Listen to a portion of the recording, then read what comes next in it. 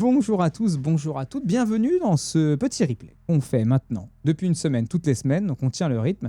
On parle un petit peu, je profite voilà, de ma chaîne sport pour un peu parler des choses qui se passent en ce moment dans le sport et qui me plaisent, qui me touchent. Et aujourd'hui on va parler NBA et Star Wars pour lier les deux passions. Après on parlera un petit peu des finales NBA qui sont en ce moment, voir un peu la situation. Si vous y connaissez pas grand chose, vous voulez un petit peu une mise à niveau, je vais vous faire un petit peu ça, voir où on en est.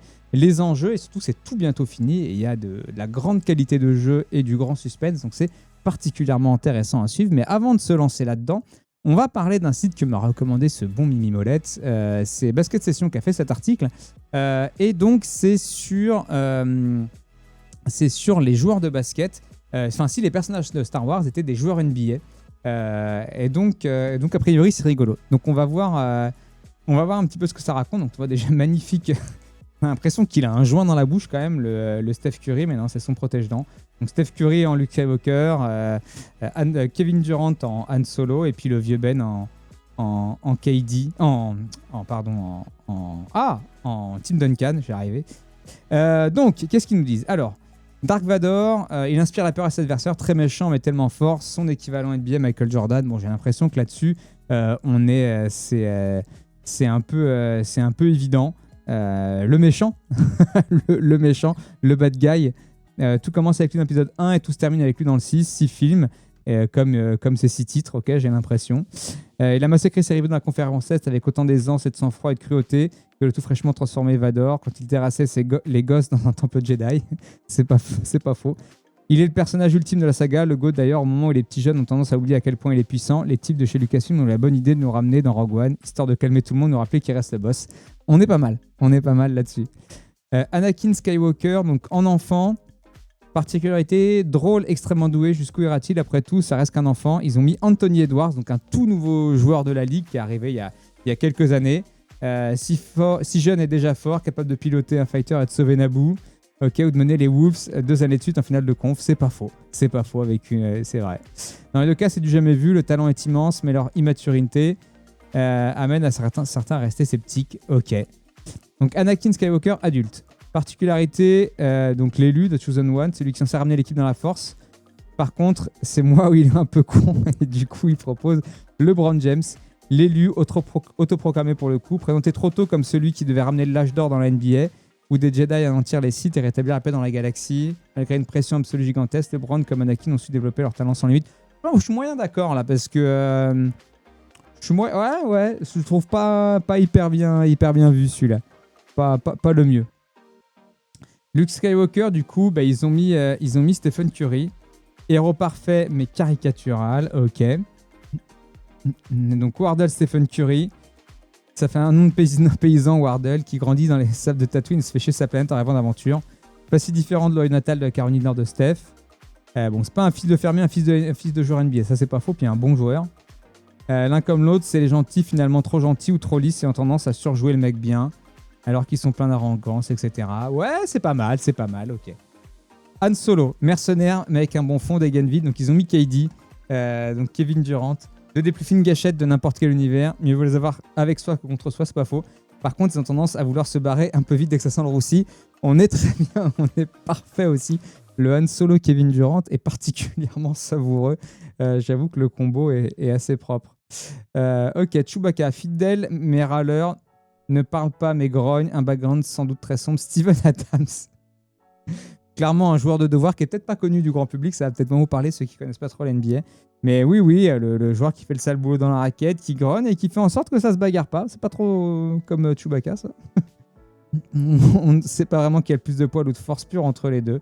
Ah, puis il est costaud, le Steven Adams, il est solide, il est gaillard, comme on dit. Lando Calrissian, la classe avant tout, mais un traître. Ray Allen. Ils ont mis le sable blanc pour pas faire raciste. Imaginez la tronche de Paul Pierce ou Kevin Garnett quand ils ont appris que Ray Allen allait passer de Boston à Miami. C'est pareil quand Han Solo, Pépère, pensait qu'il allait se déguster un bon repas tranquille dans la cité de Bespin. Ça pour que Vador invite Lando au festin. C'est pas faux. Ok, ouais, effectivement. Allen qui est parti dans la concurrence et il est bien. Boba Fett, il a un jetpack, il aime les armes, ils ont mis Jamorant. Donc Ja Morant qui a beaucoup de soucis en ce moment en NBA parce qu'il a tendance à faire des petits lives Insta où il est avec des guns et il fait un peu de la merde. Donc trop badass, ultra charismatique, mais d'abord intéressé par les guns et la violence. Ça c'est pas mal. Lobot, il a un implant dans la tête, il est extrêmement fidèle, chauve aussi, Alex Caruso. Juste pour mettre un chauffe avec un bandeau. Ah, c'est bon ça. Replayeur silencieux, terriblement précieux. Le genre de mec dont personne ne parle alors qu'ils ont... Ouais. Ça, j'avoue, si on connaît ni la NBA ni Star Wars, enfin pas trop les deux, on comprend pas. Qui est Lobot, qui est Alex Caruso, quoi. C'est un peu ça. Celui-là, il est particulièrement savoureux. Très très bien trouvé. Très très bien trouvé. Yoda. Vieux dyslexique mais infiniment respecté. Phil Jackson. Ok. Un goût pour la philosophie et la fumette. Comme chez le Zen Master, ils ont formé les plus grands champions qu'ils ont sans doute d'abord pris pour des fous. C'est pas faux. C'est pas faux. Il en a fait un bon coach, très bon coach. Qui a formé qui a mené quelques gars au titre, donc on est bien là-dessus. Palpatine, politicien Machiavelli qui trempe dans plein d'affaires louches. David Stern, donc l'ancien commissionnaire de la NBA. Le mec qui tire les ficelles par derrière depuis le début, l'homme de tous les complots, le gangster originel. Très très bon. Jar Jar Binks. Un clown qui ne sert à rien si seulement il se concentrait. Cameron Payne ou Russell Westbrook. Oh non! Ils ont mis Russell. Ah, je suis pas d'accord. Ah, c'est dur. C'est dur pour Westbrook. Jar Jar, c'est l'équivalent d'un mec qui dunk dans le mauvais panier, mais il loupe tellement son dunk que ça part dans le bon panier. Tellement utile en apparence que certains se sont demandé si Binks n'était pas un assistant secret. Peut-être que c'est pareil pour Payne. Envoyé à New York pour détruire la Knicks de l'intérieur. Quand il s'agit de danser ou faire le pit, il y a du monde. Ah là là là là. Moi, j'aurais bien mis...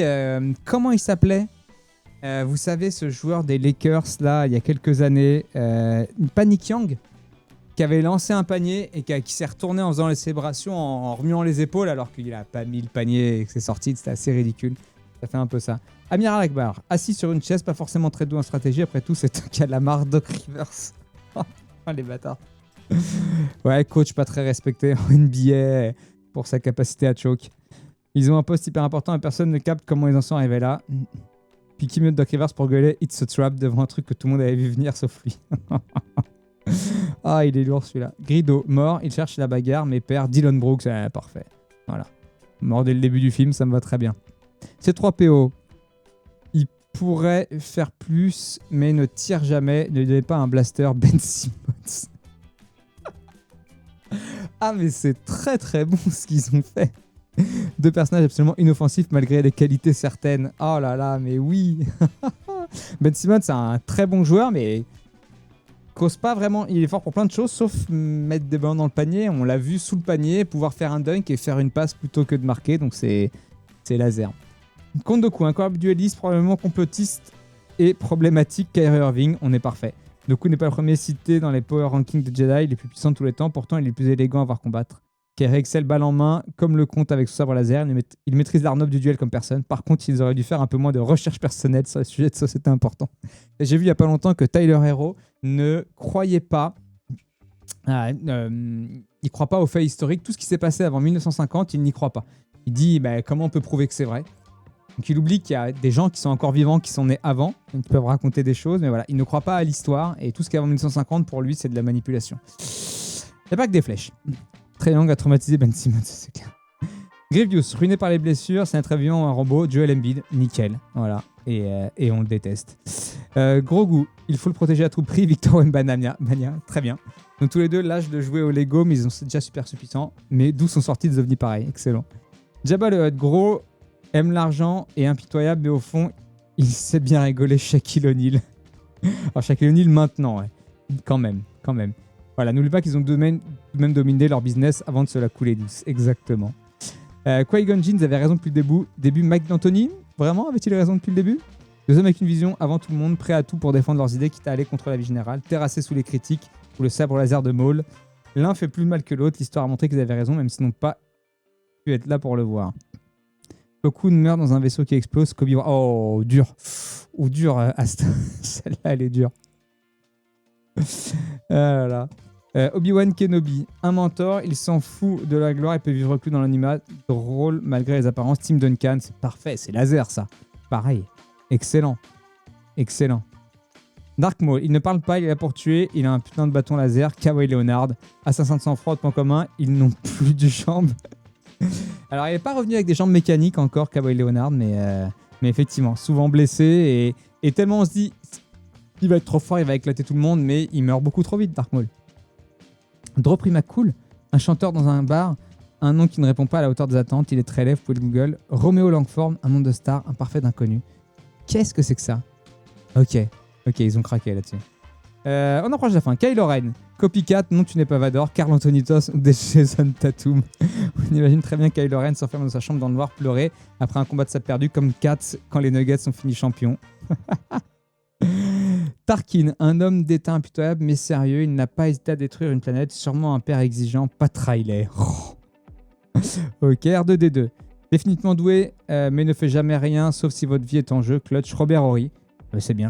Big Shot, Rob, beaucoup de titres de champion, toujours là dans les bons coups, mais pas en première ligne, c'est bien.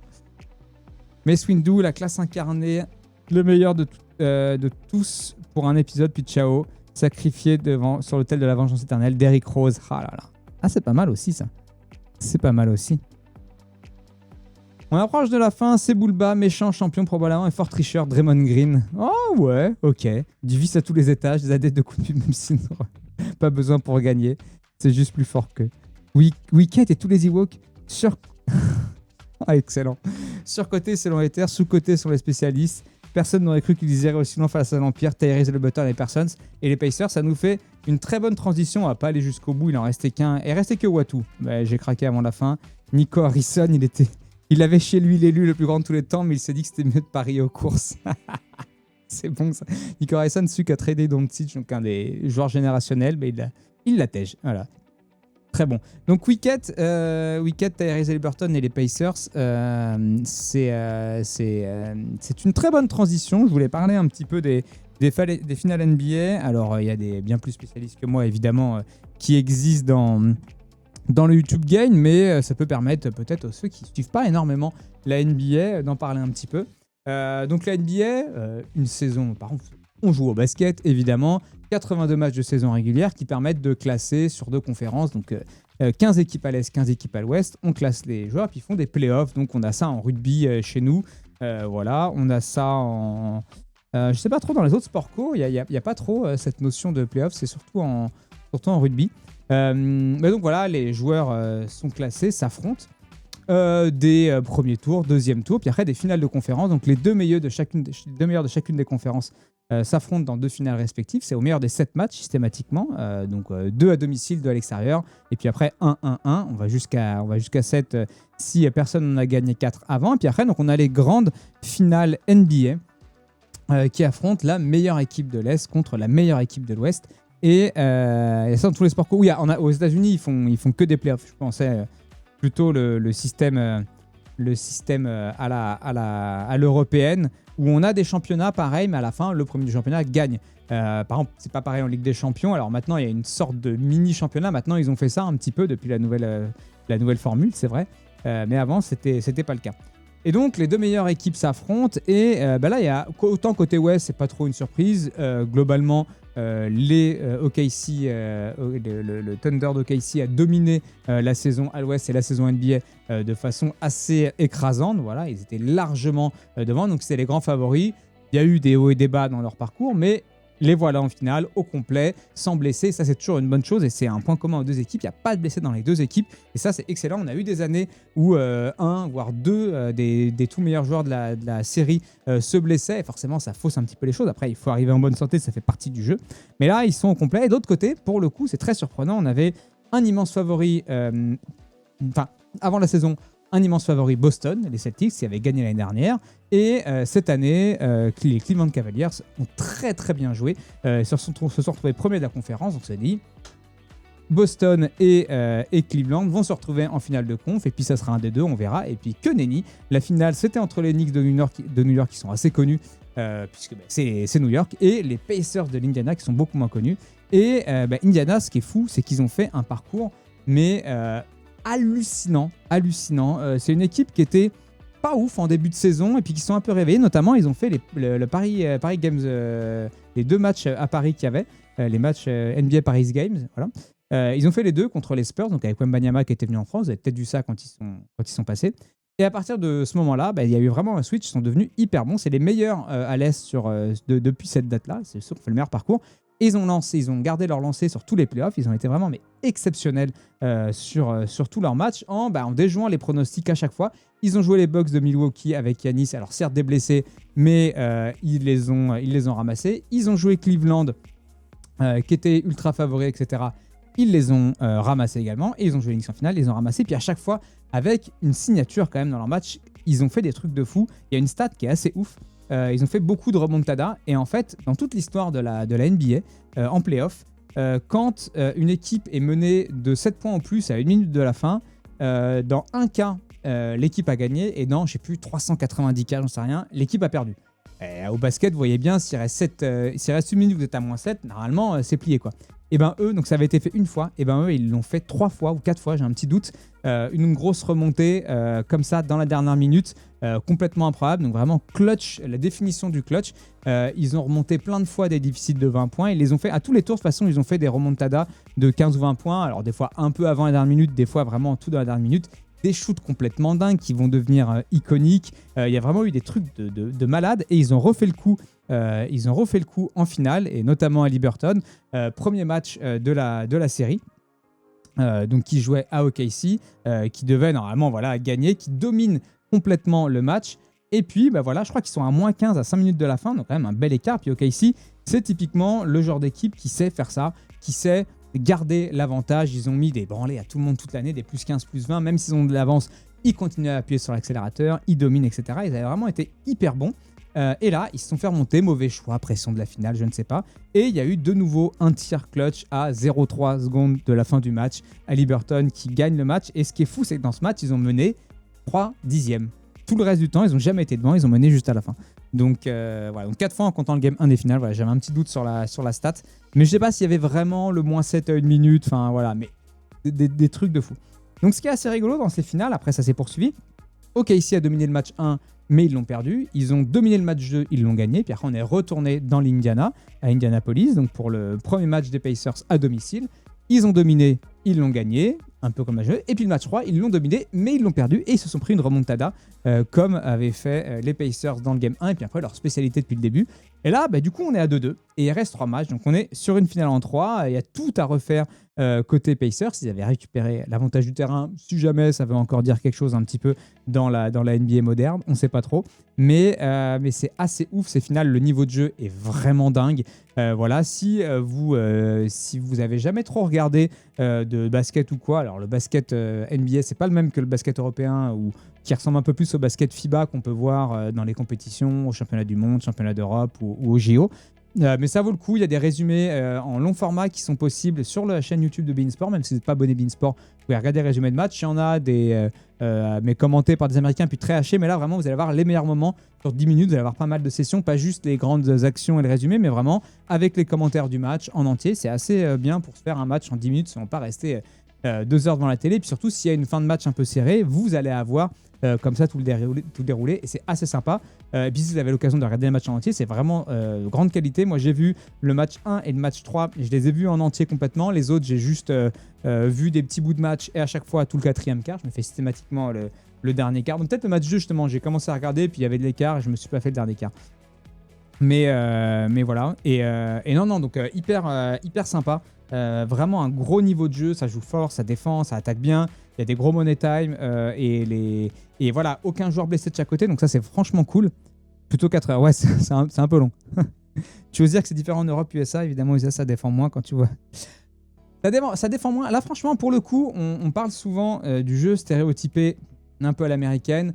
Ça défend pas, beaucoup de chutes à 3 points. On n'est pas du tout là-dedans au niveau de cette finale. Justement, c'est une finale, à mon avis, OKC, Oklahoma City et puis Indianapolis, c'est pas...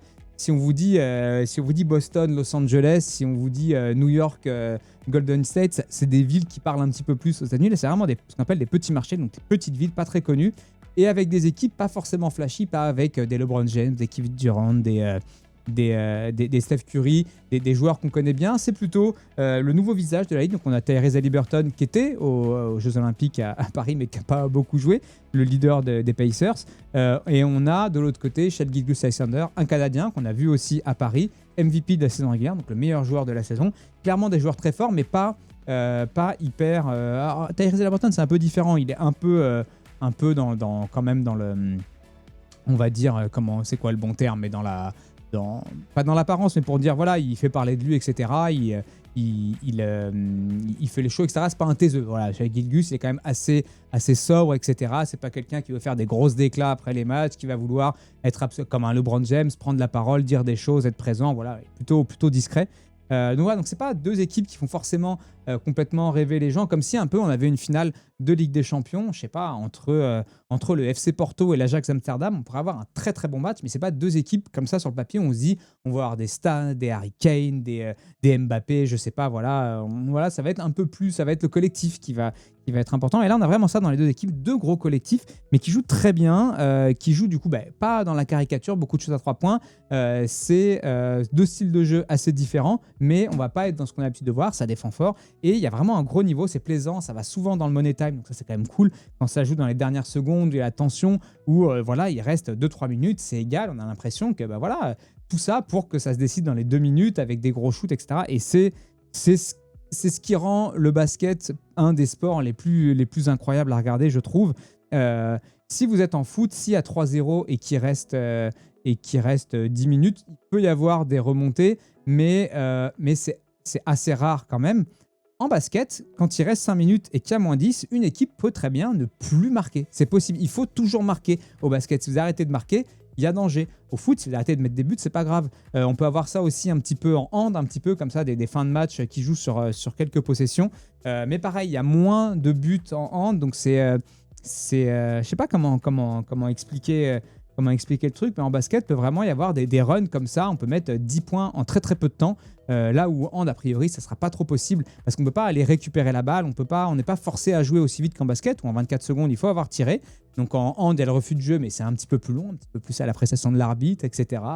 On peut couper avec des temps morts, on peut faire des attaques qui réinitialisent le truc. Enfin bref.